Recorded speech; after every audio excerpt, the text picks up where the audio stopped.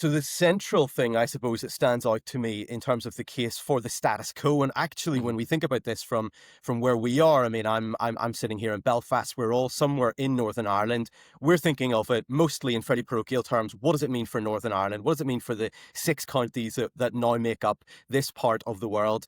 But actually, this is an argument for the status quo, and we were very much writing this book in the context of the entire island. So on the one hand, we're writing for people in Northern Ireland. That means keeping the union. But if you're voting in Cork or Kerry or Galway, you're not voting to keep the union for yourself. You are keeping the republic as it is. And that really struck me, that people haven't thought enough about this in terms of there is a very appealing argument, I think, that will be made in the republic. It will not be made by any of the major political parties, I don't think, but we've seen referenda in the republic where all the parties say vote yes and the public vote no.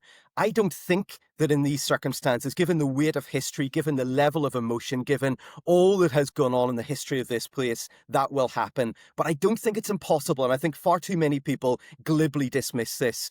A lot of people in the Republic, I think, when you look at this, are probably at least in part going to think, maybe I should keep things as they are. Things are pretty good. They're getting better. We're getting wealthier. We're living longer. This place is going in the right direction.